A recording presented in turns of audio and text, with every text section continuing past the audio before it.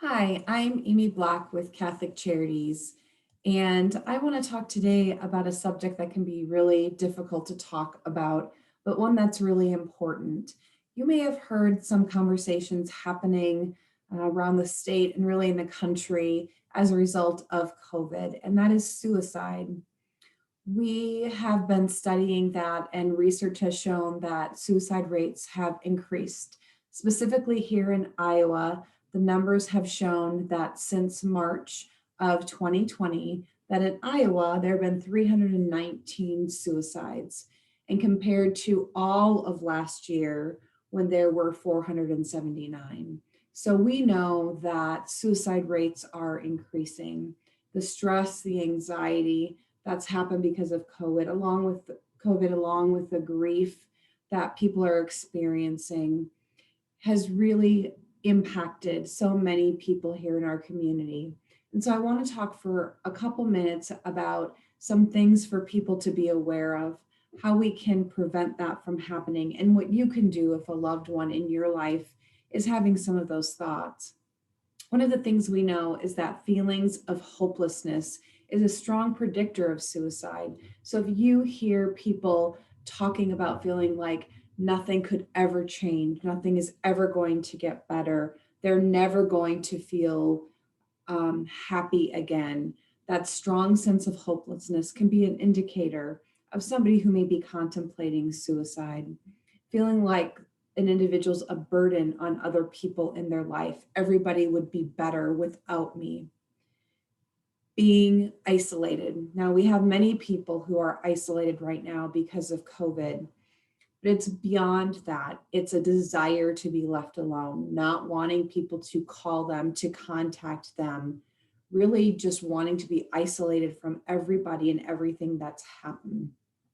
Another one that's kind of interesting is somebody who may be feeling a great deal of depression or sadness, and then all of a sudden they switch gears for no apparent reason to feeling very calm, maybe at peace, even a sense of happiness just out of the blue. And sometimes that can mean that the person has made a decision to complete suicide or um, to attempt suicide, and that they just feel at peace with that decision. And so that can be an indicator as well. Suicide is not someone's necessarily desire to die or to kill themselves. It really comes from a desperate attempt to escape the suffering that they're feeling, this emotional pain that they can't see any other outcome. They can't see any other way for it to go away. And it really seems like their only option to get some relief from that pain that they're experiencing. And most individuals who are having these thoughts feel very conflicted about this. They wish there was an alternative, but again, they just can't see one. So, what can you do if you're noticing some of these signs? So, a loved one, or maybe it's just somebody in your office or in a school that you see that in.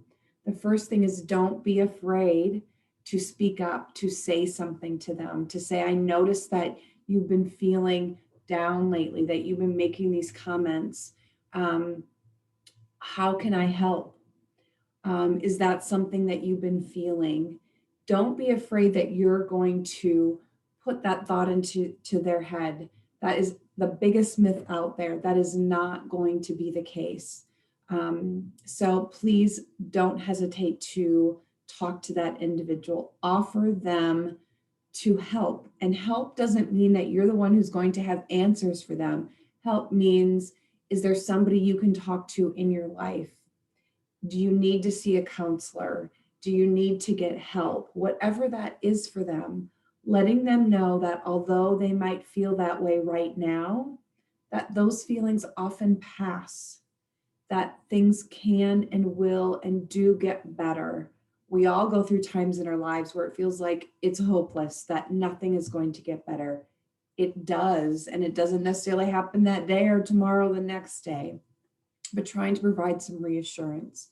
The most important thing that we don't want to do is to say, "Oh, that's stupid. You have so much to live for. Why would you feel that way?" We don't want to make them feel bad or shame them for having those feelings, but rather listen to reassure, let them know that they're cared about and loved, and do what we can to provide them with support and getting them the help they need.